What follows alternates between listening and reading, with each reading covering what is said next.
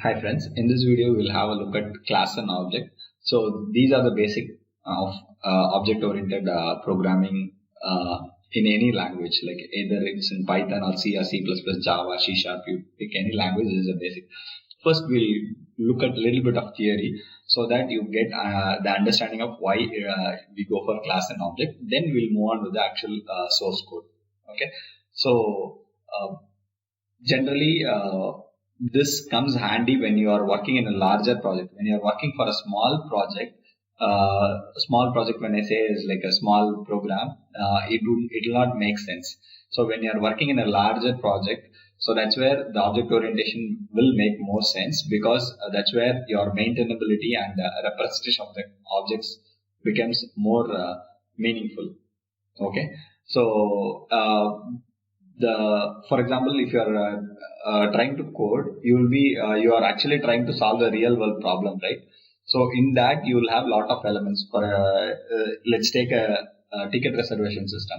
A ticket can be represented as an object. Okay, the ticket will have attributes like a starting point, ending point, what is the price of ticket, who's traveling with it, and what time they are traveling it. These are attributes. Okay, so and the validity and other things are its behaviors. Okay, the same way if you are taking let's pick like bank. So you have you are writing a software for bank. The credit card becomes an object. Okay, you have a template, a credit card, and whenever you want to give it to a issuer to user, it will be holding the value of the particular user, and you can start using it. Okay, so the same applies for any scenario. If you are writing a game, and if let's assume you are writing a shooting game, and all the enemies and you yourself will be an object. Okay, whenever somebody shoots you, your attribute like your life would be reducing a little bit till you die it. Okay, so the same way if you are shooting multiple, there are multiple enemies, so multiple objects would be created for every enemy, and whenever you shoot them, they'll get killed. That's the purpose of objects. Okay, the classes are nothing but a template for that object.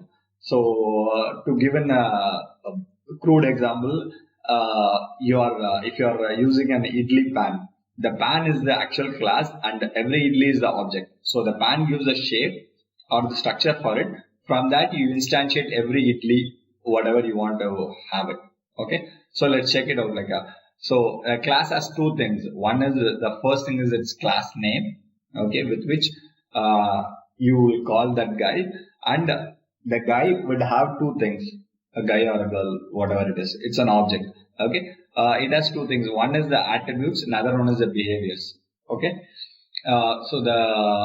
for example, any variable you declare inside a class will hold a value that is called attributes.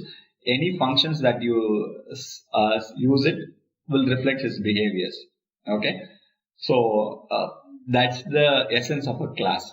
Okay, whenever you want to create an object, you give the same name, you create an object so, and then you instantiate the stuff. So why you need it? Why the heck we need a class? So only one thing, it is easy to replicate any number of instance, and if you modify it one place, the same modification will be reflected in all the objects whenever you have a template. And the main purpose is like it represents the real world things.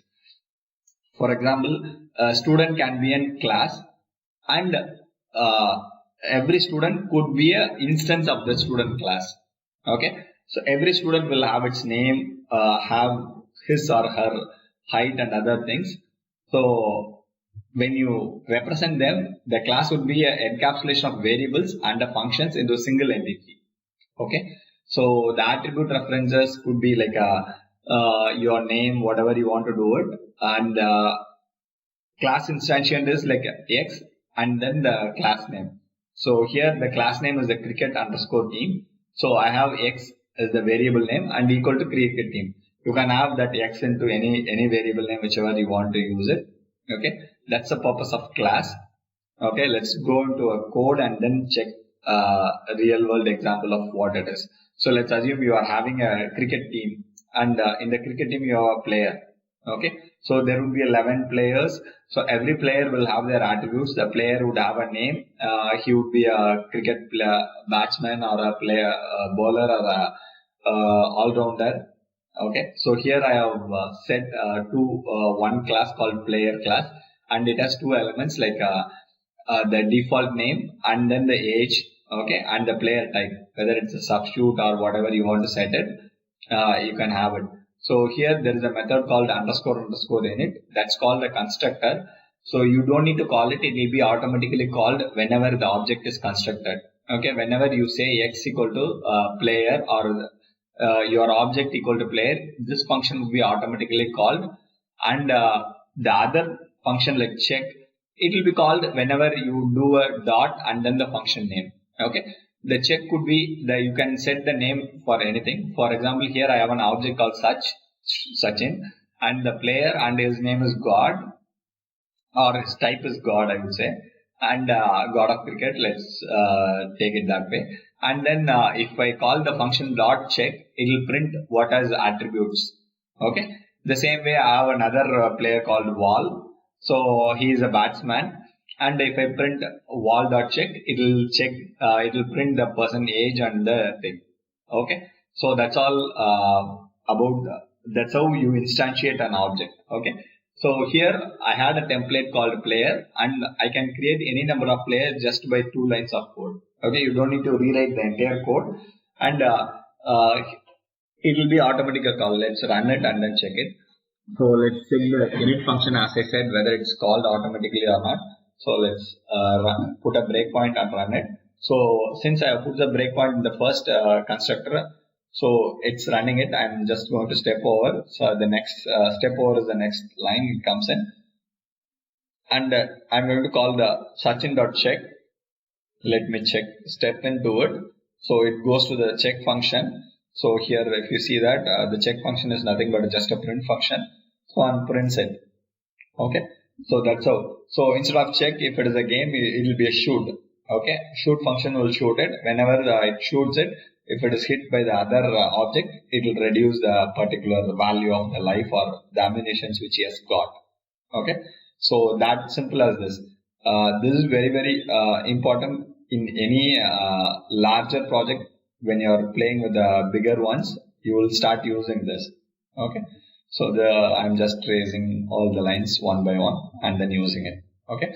So that's the basic of object orientation. You have a class. Class has 2 things: attributes and behaviors. Attributes are the stuff where it holds the values, and behaviors are the functions.